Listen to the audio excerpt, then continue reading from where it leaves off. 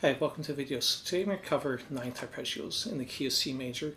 Of course, the same fingers would work in every key, and I'm going to harmonize it throughout the key. So that means I'm going to basically play a 9th arpeggio off every note in the key.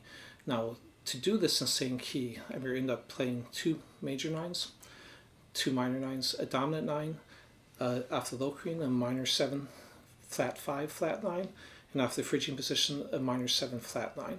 So 5 different types of 9th arpeggios, and that will allow you to play, again, one off any note in the key. So we're going to play a 2-octave position, and then we're going to break it down to 2 separate 1-octave ones that come from that. I'm also going to play a lick that demonstrates some of those, and all this will be on this tab, which you can download and print out for free on my Patreon page. The link is in the description.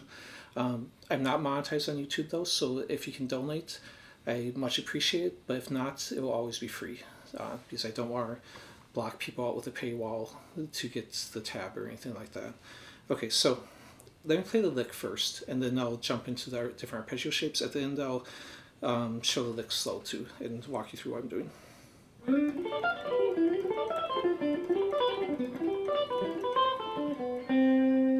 Okay, so now let me go and jump into the actual shapes I'm going to be teaching here. So the first one will actually start on the B minor 7, flat 5, flat 9.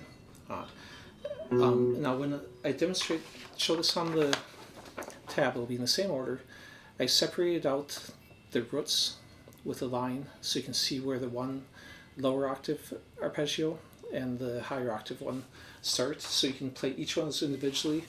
Down below, I also wrote the higher ones out as exercise, moving up in the key, and then the licks at the bottom. I didn't write out the lower octave, but you can just use the tab from the top and isolate down the lower octave, and of course do them all ascending and descending, even though I only did the tab for some of them in one direction. So that'd be the first one. Then I would move forward to the root here and do the next one.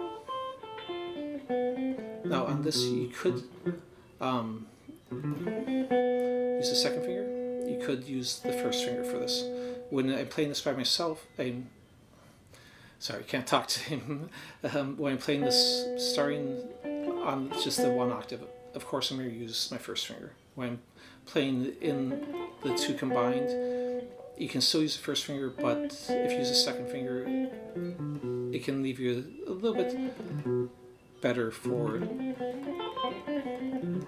the rest of it. Okay, so C major, so, and then, so there I use the first finger, here I'm using the second finger. The D minor 9.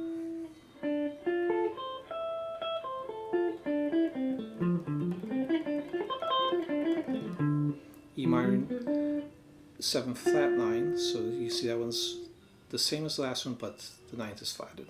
And there's a flat 9 at the end again.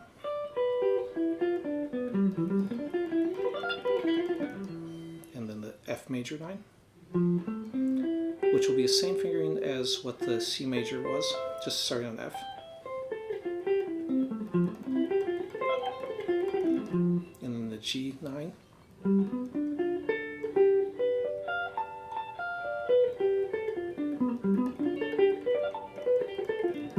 And the last one, A minor 9, which is the same as what we did on the D minor 9.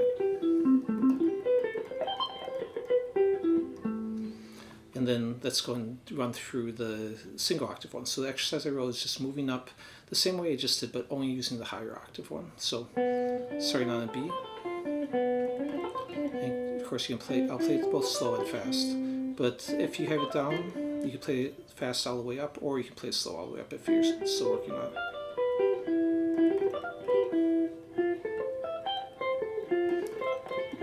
And I'll sidetrack in a sec. Let me go and sidetrack on the major 9.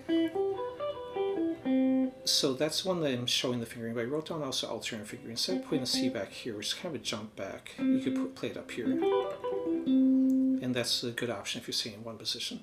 Now, the reason I didn't write that now as an option for the minor 9 is I think this position is actually the one I prefer, because if I put the D note up here, it'd end up being like that, which is kind of awkward.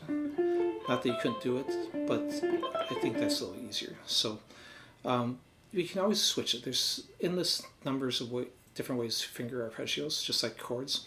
Find what works for you. These are examples, and I'm showing them, trying to be as comprehensive as I can on them, but they're actually not all ones that I personally use that much. I use some of them, and then some of them I'm throwing in just so you can see all the different possibilities on it. All right, so I think we left off up here on the F. Now we'll do the G9, and the last one is the A minor 9. Okay, now I didn't tab out the lower octave one, but it is in the section where I showed the 2 octaves, so you can just look at that.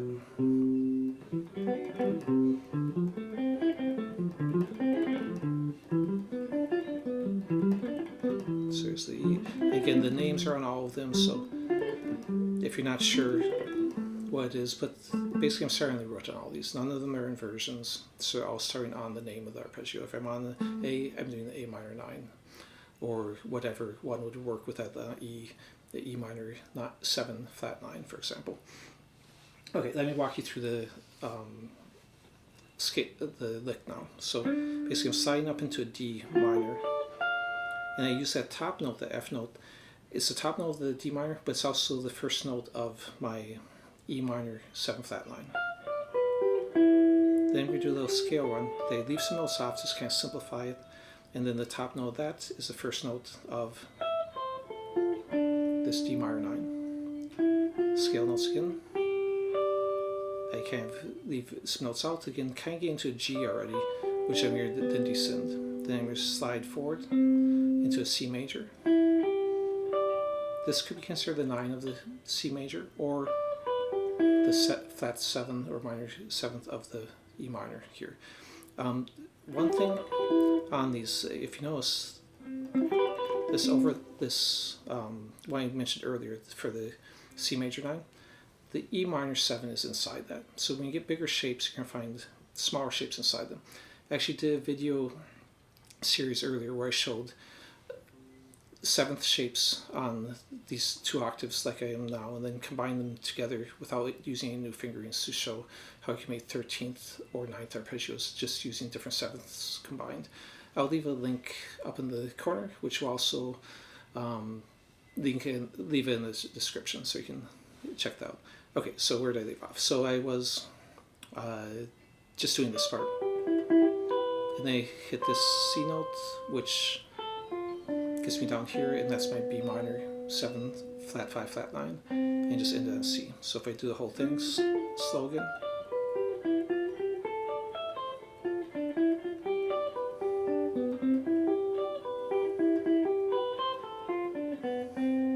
So that's that whole lick then. So all that's on here.